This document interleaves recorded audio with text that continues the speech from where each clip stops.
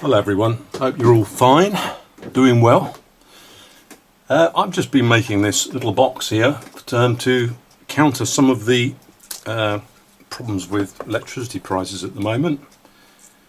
It's now May 2022, I turn off those system noises, and electricity is getting, well, put a too fine a point on it, bloody expensive, as we say. And so I've been dealing with wifey's tumble dryer because we've got a fantastic old tumble dryer, which is a 2009 model of a Whirlpool industrial tumble dryer. It takes 15 amps, so you can't run it from a main socket, but you can get 4 loads of washing in it in one go. Now it's nothing fancy schmancy, it hasn't got any sort of auto cut off or damp control, but I prefer something that's more of a traditional tumble dryer than a condenser one, because I believe that condenser ones just wear your clothes out. I mean, my wife puts her bras in the tumble dryer with my jeans, and then you know, the fine meshy nylon sheer delightful parts of it just disintegrate because effectively they get worn out, and that big ball of fluff you get in your tumble dryer is what is basically your clothes being rubbed away against each other.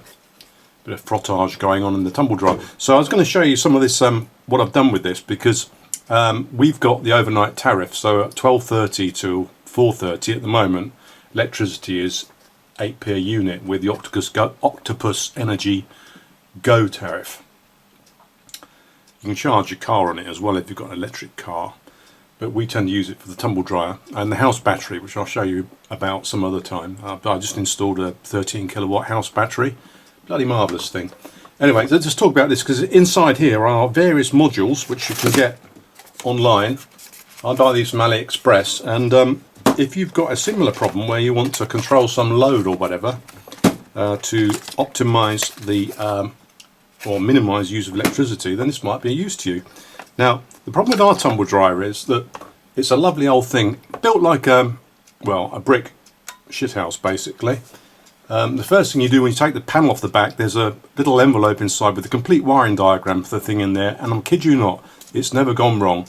And I opened it up and expecting to see it full of fluff, and it was all clean inside. It contains the fluff within the drum and the channel very well, so it's a good old thing. Love it a lot. But somewhere there you go. So what we've got in here, and I'll show you these modules at the moment. So we've got an ordinary circuit breaker. It's got a B6 in at the minute, but I'm waiting for a 15 amp breaker, a B20, to come in the post. So that's just a current trip. Now it's on-off switch trip. Then we've got 2 timer modules, which are all DIN rail mounted. These are all on the DIN rail inside. And we've got 1 timer, and these things go up from 1 second up to 100 hours. And then we've got this one here on our tumble dryer, is a push button.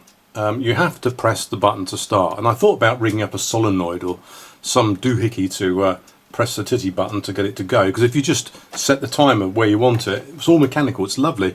If you set the timer ready on it and just turn the power on for the mains, it doesn't go until you hit the titty button.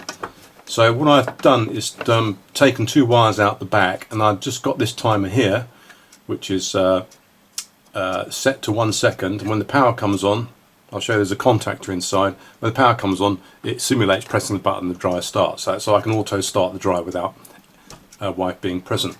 And this is a little crystal controlled 15 amp time switch, and it's one of those old mechanical ones where you basically just whiz the wheel around and set the tits. So these little pegs slide in and out, actuating the timer, and you've got an override switch here, look, as well. But it's quite nice actually. It didn't say, these are all from AliExpress, I'll show you in a minute, but what it didn't tell you is this has got a battery inside or some sort of backup, because you can hear it ticking like a battery clock. You can hear it ticking, can you hear that? It's still ticking, the power is off, and it carries on running when the power goes off. So if you have like a half an hour outage, your clock isn't going to be wrong, so hopefully it'll be accurate. And I prefer these mechanical ones because they're more reliable than Wi-Fi switches and Zigbee switches. You know, you go out there and you're expecting to put your dry trousers on in the morning and they'll be still wet because something's gone wrong with the communication network associated with the wireless connection. So as this is out in one of the outhouses, I've put this, let's get the brightness right. There you go. So you have it. So to have a look inside, actually I'll go through the little modules so you can see what they are, because these might be useful to you if you're not aware of these DIN rail modules. This little box costs about 12 quid from Amazon. Some people say they should be metal, but if you read the latest regs, it doesn't have to be for a small, not only the main distribution panel into the house is supposed to be metal. These can still be plastic. There's so many plastic ones everywhere. It should be flame retardant ABS, i.e. self-extinguishing. When you take the source of the ignition away, it should just smoulder and go out rather than catching fire and turning into a conflagration and burning your outhouse down or whatever. So I had to modify it because the standard RCD type or MCB type breakers slot through the panel okay, but this is a 3-position one, and I needed, I think there's a 1.5, so that's 3, 1.5, 1.5, 1, so that's 4.5, 5. So I needed a 5 width one. So I just, you can see I've rather roughly hacked it with a file and a hacksaw. I've got that bit wrong, but I'll put a bit of tape on there. So I'll show you what's inside, right? No, I'll show you the timers first, and then we'll go through the wiring of this so you can see how it's wired up. Because it might be of use, because you can, you know, this cost me about, in total, probably about 25, 26 pounds to make. We've got mains in here, 15 amp 3-core mains cable. Got a cable gland for the push button wire, the wire that's connected to the push button inside the tumble dryer to emulate you being there and standing there and pushing the button. So it's not one of these tumble dryers where you can say, oh, I'll have it done in 3 hours. You put a 3-hour delay start. It's not one of those. They don't do it. This is an industrial one. But if you've got a standard tumble dryer and a washing machine or something else you want to run, then you know this might be of interest. These modules especially. And this is the mains out that goes down to the tumble dryer. That's the mains power. Okay. So if I just move that to one side, and I'll just show you these modules so you can get a better look. So these designed in Germany, made in China. These are about £4, £3.50. I bought 5 of them. I thought such a useful thing to have on the shelf. I just bought a bunch of them, put them in the box. But they came in about 2 weeks from China, and it's a DIN rail mechanical time switch. 24 hours program. You can see the little wheel. You click around and set the little notches in and out, little pegs in and out to turn it on and off. And if we just have a look at it, I'll just open this one up. I have a look at the spec first. Actually, you might find that interesting. No, not much really. So you can see we've only got 16 amp switching, half a watt, which is nothing compared to the tumble dryer.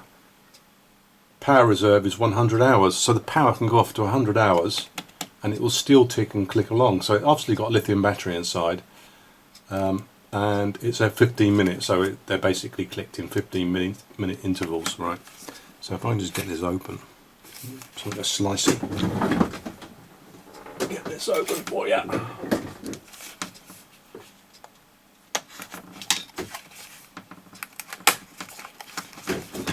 Ooh. There she is. There she blows.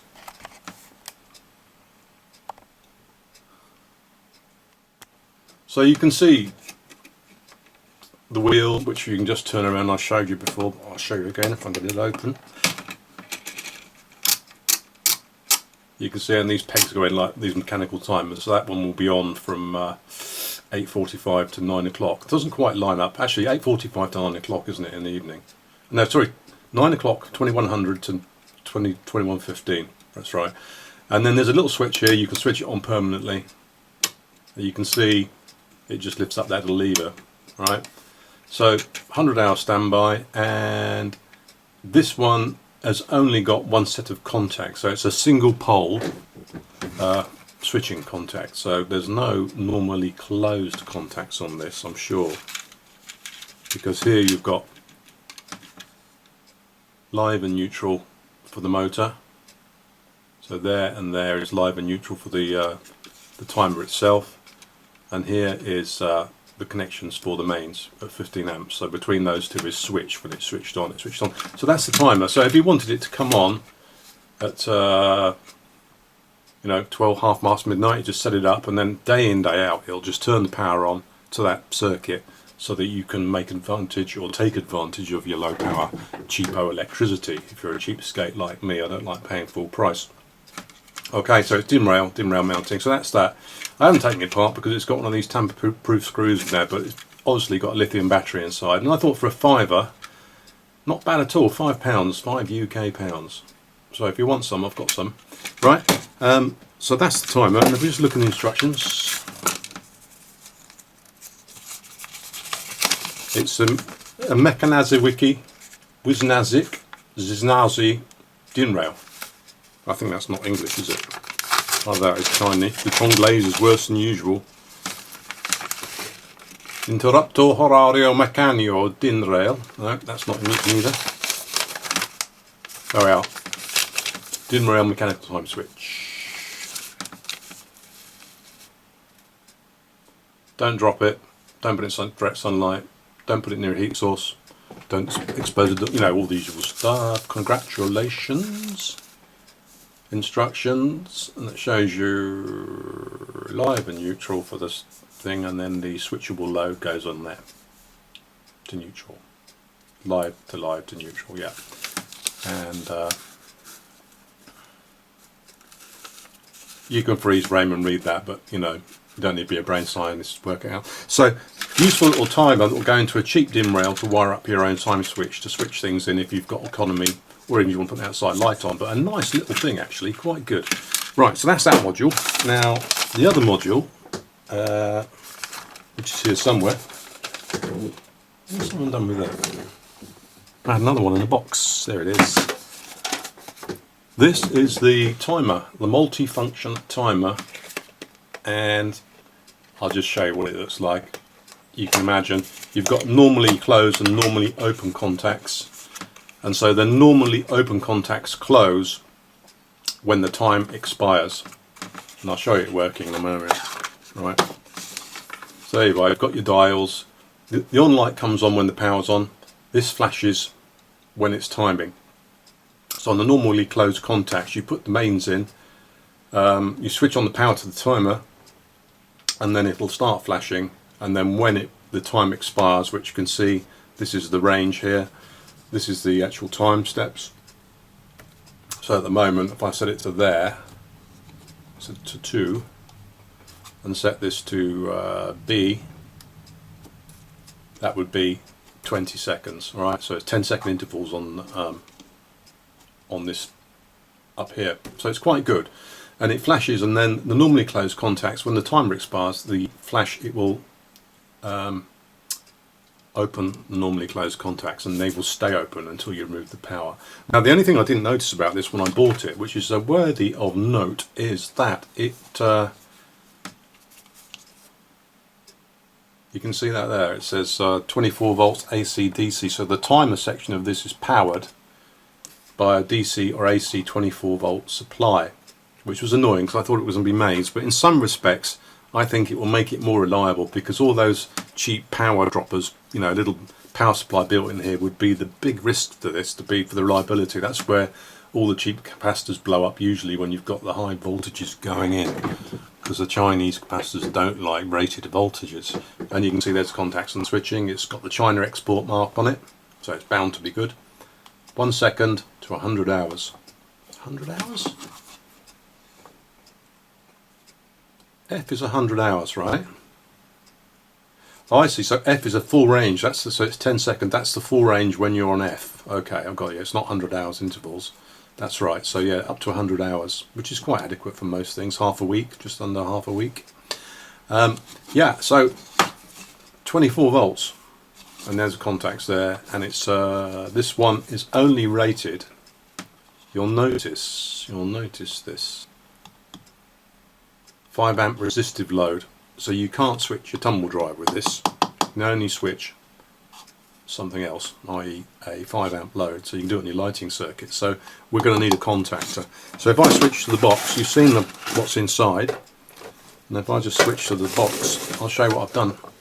I'll show it to you because you're nice and I like you. Right, so open the lid. This lid opens normally, okay? When you open the lid, you can see I'm going to put a bit of plastic over there to make that a bit neater. But anyway, what I put is a button here, which when you, if you know, I tried not to put the button in, but I had a protest. All sorts of scenario where a favourite underwear wasn't dry and I wouldn't be able to see it, you know, that sort of thing going on. And to be honest, if you want to fluff something up, it's a great dryer. Is I put a button there, which when you press that button once, the contactor closes, and then this timer is running, and it's the actual duration of the power that you're providing to the tumble dryer.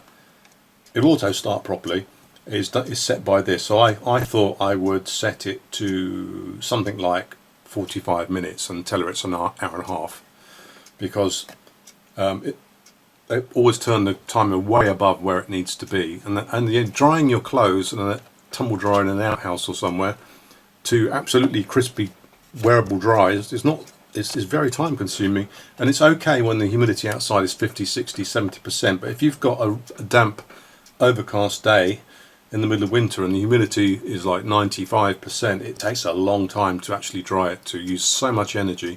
Best get it nearly dry and then bring it indoors and just air it and let it dry out completely next to a radiator or somewhere, so you can save a lot of money that way.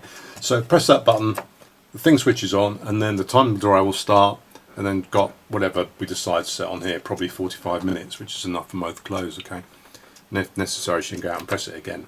But you know, if you press this in the daytime, at the moment it's going to cost you 30p times 3, 90p an hour for the tumble dryer. It's 3.3 kilowatts on the low setting, so it's going to cost you over £1 an hour to run this in the daytime, whereas at night it's going to cost 21p an hour. So you can imagine if that's used every other day in the winter, you've got, especially when the kids bring their washing home, potential save quite a bit of money. And then when you close the door, the button's not visible, so it's not shouting press me all the time, like instant gratification from having instant drying. So the idea is that she does 2 or 3 loads of washing, chucks it in the wash basket, runs out to the outside, chucks it in the washing machine, the tumble dryer, sets the timer, and then at 12:30, half midnight, the thing will click and the tumble dryer will start drying. I might actually just set it to go off at 2 o'clock, and then, you know, it'll finish at 4:30 or 3 o'clock at 4:30, so it's got less time to be out there in the cold and damp, and more chance of being a bit fresher when it's eventually taken out the next morning or halfway through the next day. So that's that. So I'll just whip the lid off. I'll just show you what's inside. There's my button, look, it's got little push connectors on it, so I can take the lid off if I want to. And there's one other component you haven't seen, actually 2 other components you haven't seen so far. That's the layout right in there. And we've got up the top here, right on the top of the screen at the moment, there is a 15 amp contactor, was it 20 amp contactor, so that has just got mains connection on. It's just a mains relay basically. There's no room for it on the rail, but it sits on there and in the lid, and in this recess in the lid quite well. So that's the contactor. So that's the thing that actually switching the current. None of these are controlling the current. The only current that these are switching are the actual power to the relay coil, should I say. And then it's all just wired up. I mean, it's a simple wiring diagram. This one, if you press the red button, it actually connects the switch contacts on the timer, so you're actually faking the timer coming on, but it actually is off because it's a daytime demand button. You press it, it powers up the relay, the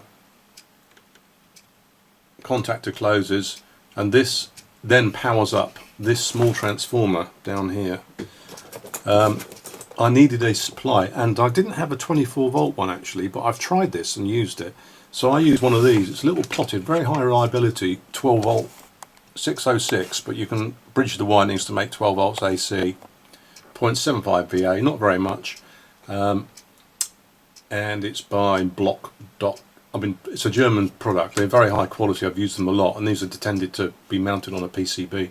And then on this one, what I did down on the actual unit itself, on the transformer, is you can see there's a blob of JB Weld on the top there. You can see that there. That's got a 300 milliamp mains fuse, you know, wire-ended fuse, and a 130 degree thermal cutout fuse. So if this gets too hot, this starts to brew up, the thermal cutout will just blow open. So don't use a transformer unless you put a thermal cutout on it, because they can short turns and then you've got a problem. So if it gets overloaded or one of these goes short, it will basically fail open on the thermal fuse, just a one-shot thermal fuse. So you can see the wiring is, this is the wiring for the AC, these little grey wires, and this is the power wiring. If you want a circuit diagram, if you want to make up, I mean it's pretty obvious, but if you need any help with devising a circuit diagram, I can do that for you if you want. But there it is, and then we've got the contactor at the top, and then all I've got to do is take it out into the garage and outhouse, and wire in the push button, which is done by this one, and then wire in the actual main power, which is switched from here. So the main power connections go from here down to there. But the only other thing actually is, if you haven't done such wiring before, then these wire, you know, this I don't like using the hard wire. I like using the flexifier. This 15 amp cable. This is.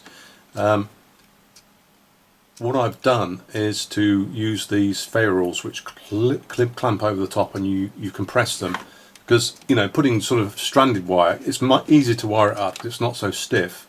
But putting stranded wire into these things, it kinds of spread out, and you don't necessarily get a great connection or great retention, depending on the accuracy of the clamp. So what I've done to it is to use these. And you may not have seen these before, but again I'm showing you because you might find it interesting, or not, whatever the case may be. I love these things. Again, this kit was about £7 from AliExpress, and you get this crimp tool. You can see that closing up. When you squish it, you can see it closes around and crimps the wire. So if we just get a bit of wire, skin it, reaching over to get the cutters.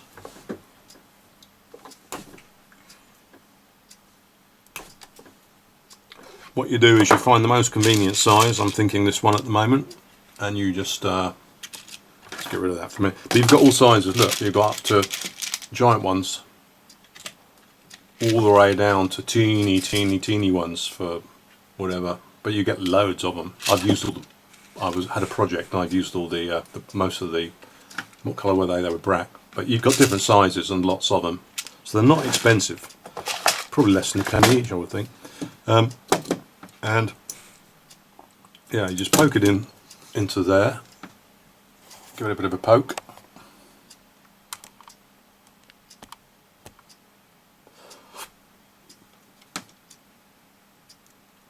slide her over. You can just see the end of the wire sticking out there, and then you just give it a crimp. A couple of squeezes. You can see it's crimped that onto the end of the wire.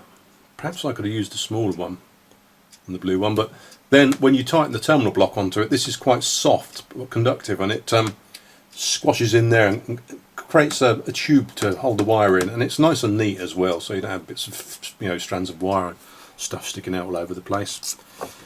Like an explosion in a mattress factory. Let's try one of them small ones. Let's try a red one, see if a red one will fit on there. I put blue. I think a black one. I don't want to use the black one up, but I think it would have been better to, because I'm short of black ones. Get in there. Yeah, a black one would have been better, wouldn't it? I wonder if a red one will fit. But you select your size, and of course if you've got you want to twist several together, you can twist the wires.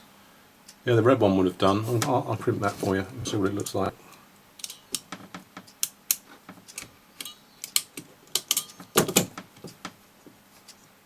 There you go, crimped on. It's a lovely job. Yeah, and if you've got big wire, you know, you want to do more than one wire, you can also, very good, especially going to a relay, you can put them both in there, twist them up,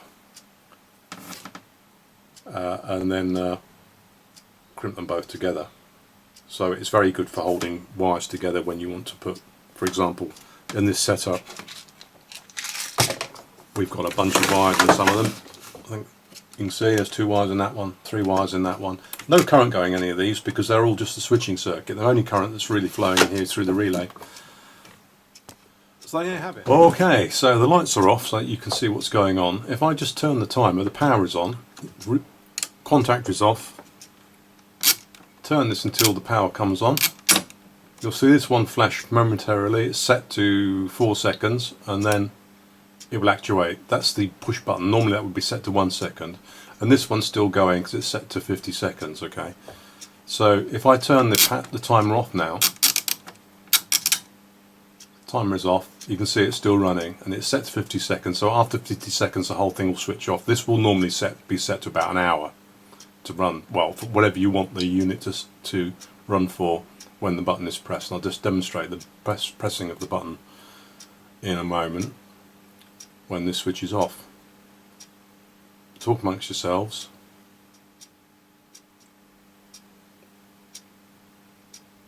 There you go. So that would have been, if this was set to an hour, that would have stayed on for an hour.